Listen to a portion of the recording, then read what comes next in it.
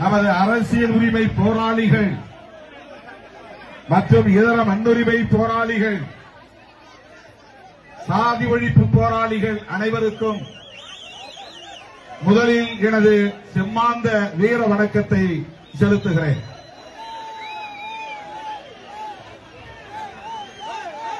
ஆண்டுதோறும் நாம் இங்கே கூடுவது வெறும் சம்பிரதாயம் அல்ல, நம்மை நாமே மீளாய்வு செய்து கொள்வதற்கும் புத்துணர்வை பெறுவதற்குமான ஒரு நிகழ்வு. ஆண்டுக்கு ஒரு முறை இங்கே நாம் கூடுகிறோம். இது சாதி பெருமை பேசுவதற்காக அல்ல,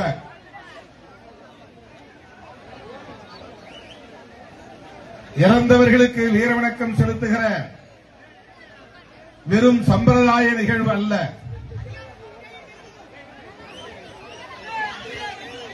ஓராண்டு காலம் நாம் இந்த களத்தில் எவ்வாறு களமாடி இருக்கிறோம்,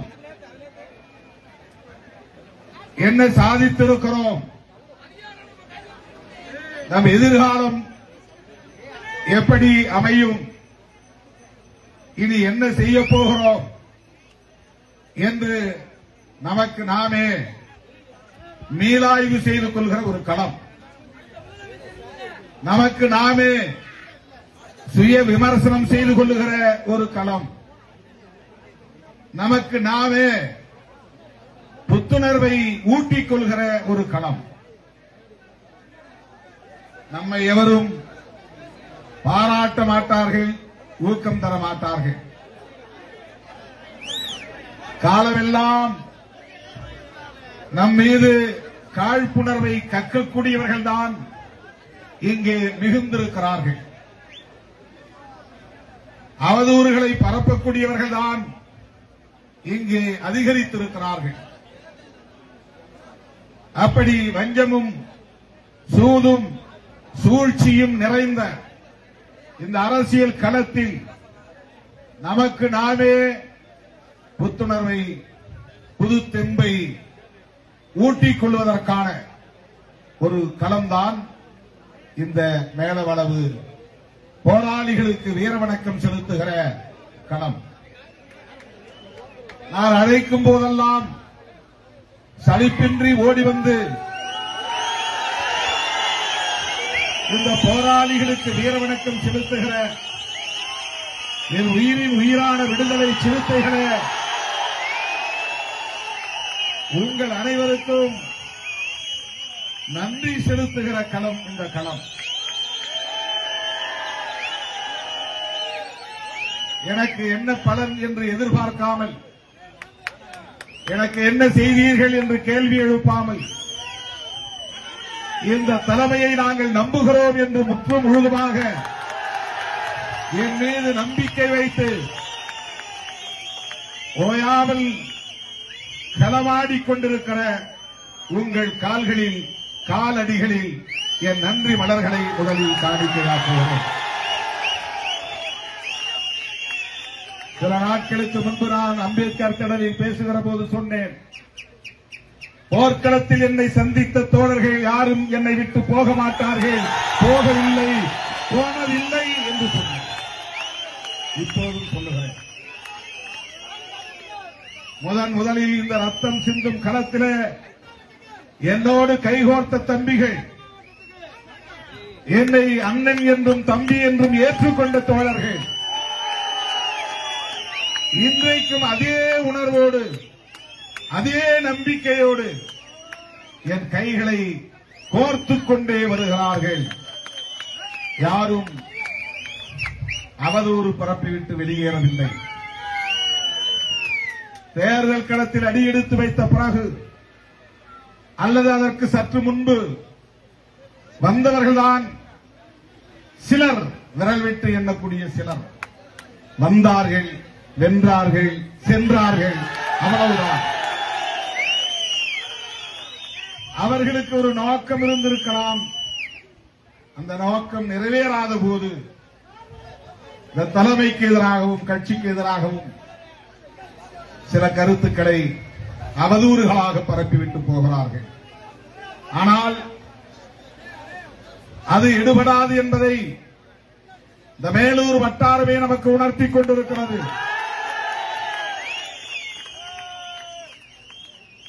எத்தனையோ அல்லு சில்லுகள் இங்கே வந்து கிராமங்களில் புகுந்து சாதி உணர்வையும் தூண்டிவிட்டு இந்த இயக்கத்திற்கு எதிராகவும் எனக்கு எதிராகவும் அவதூறுகளை பரப்பிய போதும் அவர்களால் இங்கு ஒரு வேரை கூட அசைக்க முடியவில்லை.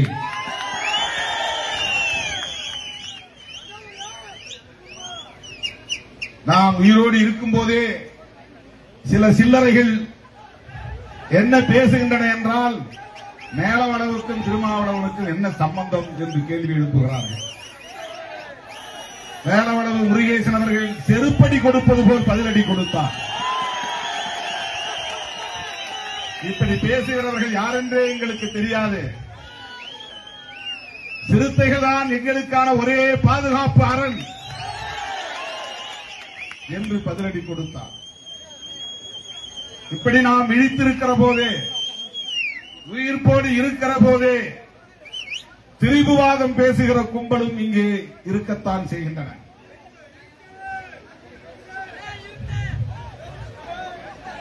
ஆயிரத்தி 1997 ஆண்டு ஜூன் திங்கள் 30ஆம் நாள் இந்த கொடூரம் அரங்கேறியது. தமிழ்நாடு உறைந்து போனது. வழக்கம் போல அரசியல் கட்சிகள் மௌனித்து கிடந்தன. வழக்கம் போல தலைவர்கள் வாய் திறக்கவில்லை. ஒரு கண்டனம் கூட இல்லை. இதுதான் 97 இருந்த நிலை. ஆனால் இன்றைக்கு தமிழ்நாடு முழுவதும் தலித்துகளின் அரசியல் விரிவாக பேசப்படுகிறது. அதி உச்சமாக ஒரு தலித் முதலமைச்சர் வேட்பாளராக இங்கே அறிவிக்கப்படுகிறார் என்கிற நிலை எட்டியிருக்கிறது. 97 இருந்த நிலை என்ன? 2026 இந்த 29 ஆண்டுகளில் ஏற்பட்டிருக்கிற மாற்றம் என்ன? தமிழ்நாட்டில் ஒரு தலித் ஏன் முதலமைச்சராக கூடாது என்கிற விவாதத்தை எழுப்புகிற அளவுக்கு, ஏன் இன்னும் குறிப்பாக திருமாவளவன் ஏன் முதலமைச்சராக கூடாது என்று விவாதிக்கிற அளவுக்கு தமிழக அரசியல் தலைகீழாக மாறியிருக்கிறது என்றால் அதுதான் சிறுத்தைகளின் சாதனை, திருமாவளவனின் சாதனை.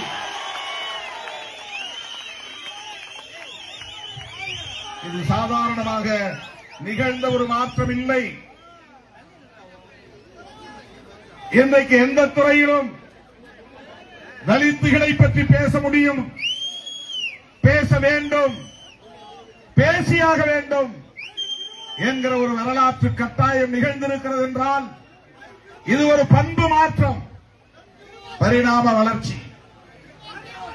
அகநிலையிலும் புறநிலையிலும் ஏற்படுகிற மாற்றத்தால் தான் ஒரு பண்பு மாற்றம் நிகழ முடியும். அளவு மாறுபடுகிற போதுதான் தன்மை மாறுபடும். அன்றைக்கு இந்த களத்திலே மேலவளவு முருகேசனோடு 7 பேர் வெட்டுண்டு மாண்டார்கள். அவர்கள் நினைத்தது வெறும் மேலவளவு முருகேசன் மட்டும்தானே. அவன் தலையை வெட்டி உருட்டலாம், கால்பந்து விளையாடலாம், எவன் கேட்க போகிறான் என்ற இருமாப்பு இருந்தது.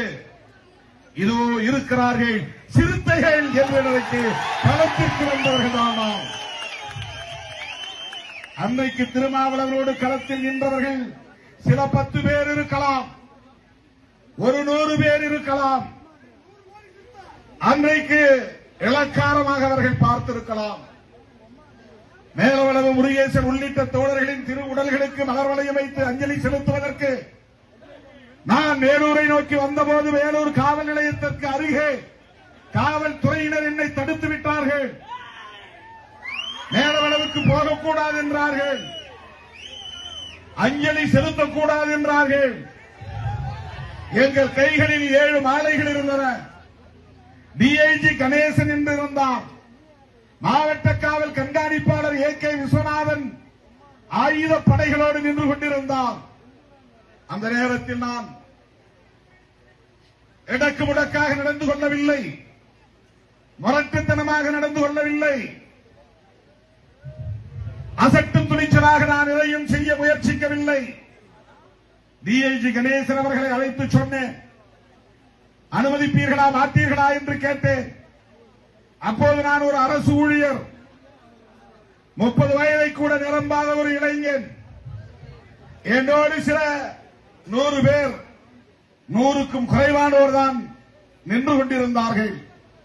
அரசியல் புரிதல் இல்லாத இளைஞர்கள், அனுபவம் இல்லாத இளைஞர்கள், போராட்ட களம் பார்க்காத இளைஞர்கள், போலீசை களத்தில் சந்திக்காத இளைஞர்கள், எது நடக்கும் என்ன நடக்கும் என்பதை அறியாதவர்கள். அப்படிப்பட்டவர்களை நான் உடன் வைத்துக் கொண்டு அந்த டிஐஜி கணேசன் அவரிடத்தில் என்ன சொன்னேன் என்றால், என்னை மேலவளவு செல்ல நீங்கள் அனுமதிக்க மாட்டீர்கள், அப்படித்தானே?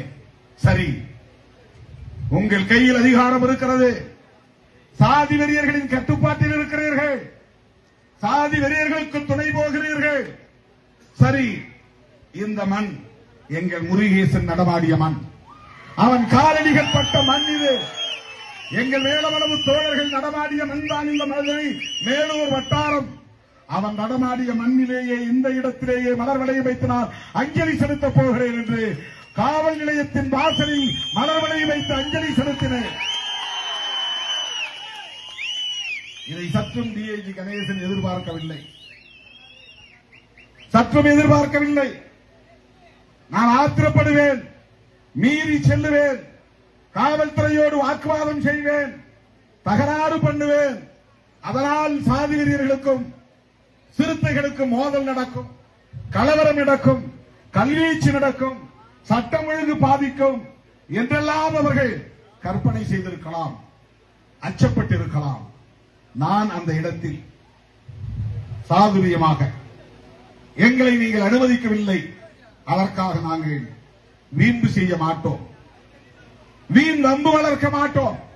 என் தோழர்கள் நடமாடிய மண், அவர்களின் காலடிகள் பட்ட மண், மேலூர் நகர வீதிகளில் இருக்கிற மண். இந்த இடத்தில் நான் அஞ்சலி செலுத்துகிறேன் என்று 7 மாலைகளையும் அந்த இடத்தில் வைத்து அந்த இடத்தில் நின்று வீர வணக்கம் செலுத்திவிட்டு நான் மதுரைக்கு திரும்பினேன். அவர்கள் நினைத்திருக்கலாம் இவர்கள் பலவீனமானவர்கள், அவர்கள் நினைத்திருக்கலாம் இவர்களால் காவல்துறையை எதிர்க்கிற வலிமை பெற்றிருக்கவில்லை, இவர்களுக்கு அந்த வலிமை இல்லை. அவர்கள் நினைத்திருக்கலாம், சாதி வெறியர்கள் நினைத்திருக்கலாம், திருமாவளவன் பயந்து பின்வாங்கி போய்விட்டான் என்று. ஆனால் விடுதலை சிறுத்தைகள் விஸ்வரூபம் எடுத்தோம். அந்த படுகொலைக்கு பிறகு என்ன செய்வது என்று கூடினோம், தல்லாகுளத்தில் உட்கார்ந்து பேசினோம். அதன் அடிப்படையில் தான் சென்னையில் மாபெரும் பேரணி அறிவிக்கப்பட்டது. அதன் அடிப்படையில் தான் நாடு தழுவிய பந்த் அறிவிக்கப்பட்டது. மதுரை மண்ணில் இருந்துதான் அந்த முழு அடைப்பு போராட்டத்தை அறிவித்தோம்.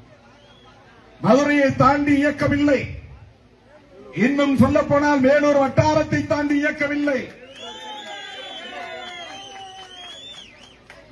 அப்படிப்பட்ட நிலையில் நான் எடுத்த முடிவு முழு அடைப்பு போராட்டம். கடலூர் மாவட்டத்தில் தீப்பிடித்தது, வட மாவட்டங்கள் முழுவதும் அது பரவியது.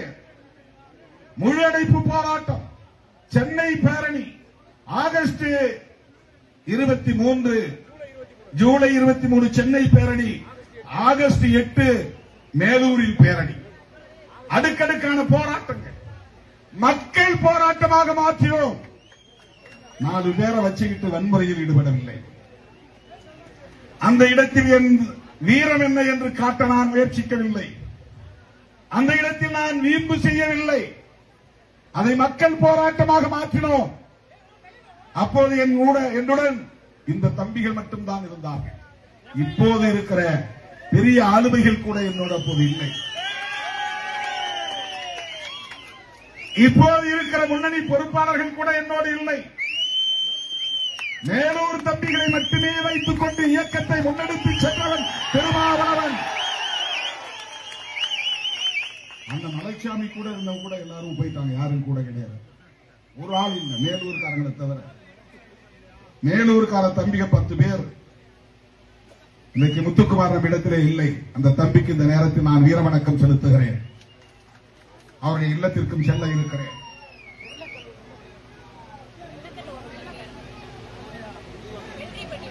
வெள்ளரிப்பட்டி வெள்ளக்கண்ணு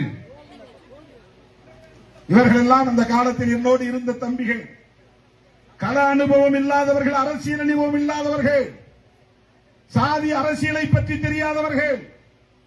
இந்த 10-20 பேரை வைத்துக் கொண்டுதான் இந்த இயக்கம் வெகு மக்கள் இயக்கமாக பரிணமித்தது. சும்மா நிகழ்ந்து விடுவதில்லை. வெறும் சாதி உணர்வால் ஒரு இயக்கம் வளர்ந்து விடாது. வெறும் சாதி உணர்வு மட்டுமே ஒரு அரசியல் இயக்கத்தை 1/4 நூற்றாண்டு காலத்திற்கு தக்க வைத்துக் கொள்ளாது. அவ்வப்போது காலத்திற்கு ஏற்ப நாம் நகர்த்திய காய்கள், நாம் எடுத்த முடிவுகள்,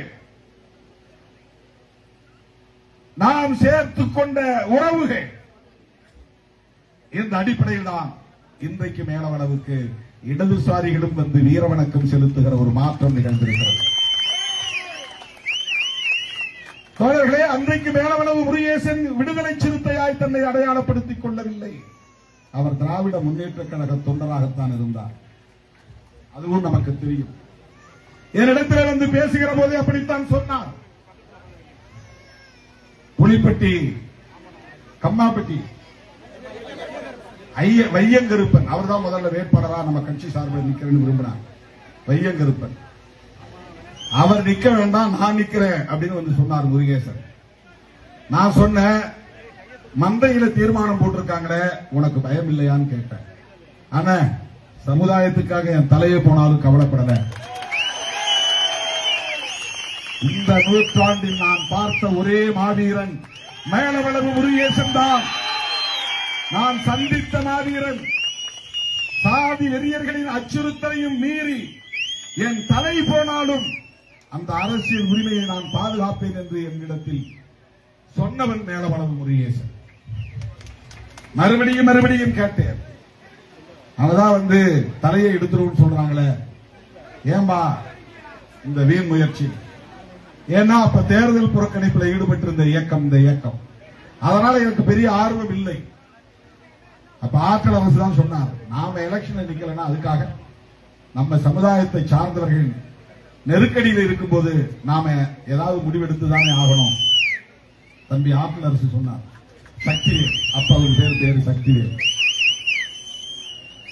நாம் தேர்தல் களத்திலே இல்லாவிட்டாலும் தேர்தலில் போட்டியிடுகிறவர்களுக்கான பாதுகாப்பை யார் முன்னெடுப்பது?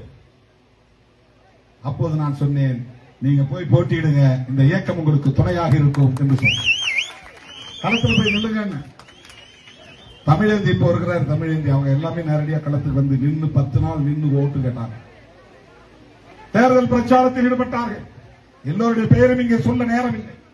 தோழர்களே, அப்படி எந்த பின்புலமும் இல்லாமல் இந்த களத்தில் சாதி வெறியர்கள் ஒருபுறம், அடக்குமுறை அதிகாரம் பெற்றிருக்கிற அதிகார வர்க்கம் ஒருபுறம், ஆட்சியாளர்கள் அல்லது அரசியல்வாதிகள் ஒருபுறம், இப்படிப்பட்டவர்களின் ஒடுக்குமுறைகளை தாக்கு பிடித்து நின்று இன்றைக்கு நான் அடிக்கடி மேடையில் சொல்லுவது போல், எங்களை ஓரங்கட்ட பார்த்தாலும் ஒதுக்கி வைக்க பார்த்தாலும் நாங்களே மையம் என்பதை நிரூபிப்போம்.